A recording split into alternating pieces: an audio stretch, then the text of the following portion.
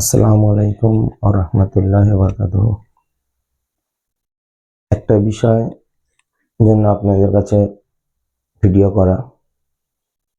আপনারা সবাই জানেন সামনে রমজান মাস 2026। আজকে জুম্মার দিন, সামনে বৃহস্পতিবার ইনশাআল্লাহ রমজান শুরু হবে। তো একটা বিষয়, এই রমজান মাসে বেশি চর্চা হয়, সারা বছর চর্চা হয় ঠিকই, কিন্তু রমজান মাসে একটা খুব বেশি চর্চা হয় একটা খাবার কিনে, সেটা হচ্ছে হালিম। আমরা হয়তো এই বিষয়টা হয়তো অনেকেই গ্রাহ্য করি না, যে আমরা অনেক সময় বলি হালিম খাবো।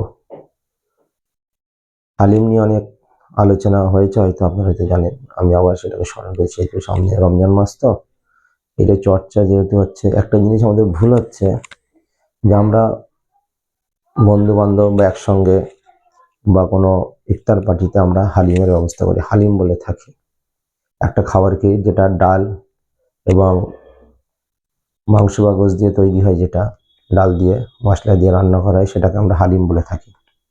অ্যাকচুয়ালি হালিম শব্দটা আমাদের বলা উচিত নয়, কারণ ওটা ডাল দিয়ে তৈরি। অ্যাকর্ডিং টু মি, আমার মতে ওটা ডালিম বলাটাই ভালো। ডালিম যেহেতু ডাল দিয়ে তৈরি ওটা, তো হালিম বললে কি হবে? হালিমটা কিন্তু আল্লাহর একটা গুণবাচক নাম। হালিমটা এটা আল্লাহর একটা গুণবাচক নাম, যার অর্থ হচ্ছে কোমল বা সহনশীল, শান্ত, মৃদু, ঠিক আছে, ধৈর্যশীল। এইগুলো হচ্ছে আল্লাহর একটা গুণবাচক নামের মানে। তো আমরা কি আল্লাহকে খাবো? আপনি এটা চিন্তা ভাবনা করতেন, একজন মুসলিম হয়, ইমানদার মমিন হয়ে আমরা কেন হালিম বলবো ওটাকে? যারা জানে না, অমুসলিম হয়ে যায়, তাদের ব্যাপারটা আমি বাইরে রাখলাম। কিন্তু যারা জানে যে আল্লাহর যে 99টা গুণবাচক নাম, সেই নামের মধ্যে হালিম হচ্ছে একটা আল্লাহর নাম, যার অর্থ আমি এক্ষুনি বললাম, শান্ত, ধৈর্যশীল, সহানুভূতি। আর আমরা একটা খাবারকে আল্লাহর নাম দিয়ে সেটাকে আমরা খাবো এবং সেটাকে বলবো, এটা কোনোদিন একজন মমিন মুসলমানের পক্ষে কাম্য নয়। ওই জন্য ওই খাবারের নামটাকে আমরা পরিবর্তন করে যদি আমরা বলি এটাকে ডালিম, তাহলে কেমন হয়? এটা আপনাদের উপরে ছেড়ে দিলাম। অ্যাকচুয়ালি ডালিম বলে একটা মানে ফলও আছে, আমরা সেটা সবাই জানি, ঠিক আছে। কিন্তু আমরা যখন হালিম খাবো বিষয় নিয়ে যখন কাউকে বলবো বা আলোচনা করবো, তখন হালিম শব্দটা না বলে আমাদের ডালিম বলাটা উচিত।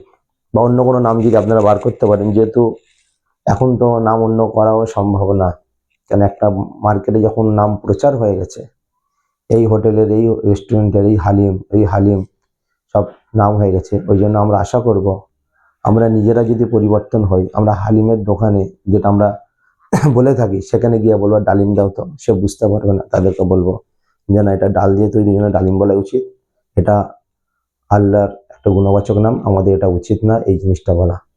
আমরা এইভাবে তাদেরকে বোঝাবো, নিশ্চয়ই তারা বুঝবে, তারাও নামটা পরিবর্তন করবে। সেই জন্য আমাদেরকে সবাইকে বিষয় সজাগ থাকতে হবে। এই নামটা উচ্চারণে আমরা হালিম খাবো না, এবার থেকে ডালিম খাবো। আমার কথাটা নিশ্চয়ই আপনারা বুঝতে পেরেছেন। যদি আপনাদের মনে হয় যে হ্যাঁ আমি সঠিক বলেছি, তাহলে আপনারা ভিডিওটা শেয়ার বা লাইক করবেন, বেশি বেশি করে সমস্ত মুমিন মুসলমানদের কাছে তুলে দেবেন। এবং এলাকায় যে সমস্ত দোকান আছে আপনাদের, ছোটোখাটো বড়, তাদের বিষয়টা বলবেন। আপনি যদি ধরেই বলেন নাম পরিবর্তন, তারা কিন্তু করবে না। সেই জন্য তাদের জিনিসটা বোঝাবেন, যেটা আল্লাহর সঙ্গে বেয়াদবি করা হবে। আর আল্লাহর সাথে বেয়াদবি করা মানে তার ঠিকানা কোথায় হবে সেটা আপনিও জানেন। সেই জন্য আমি বললাম, এই গুনাহ থেকে আপনারা বেঁচে থাকবেন, যে এবার থেকে আপনারা হালিম বলবেন, এবার থেকে ডালিম বলবেন। আসসালামু আলাইকুম ওয়া রাহমাতুল্লাহি ওয়া বারাকাতুহু।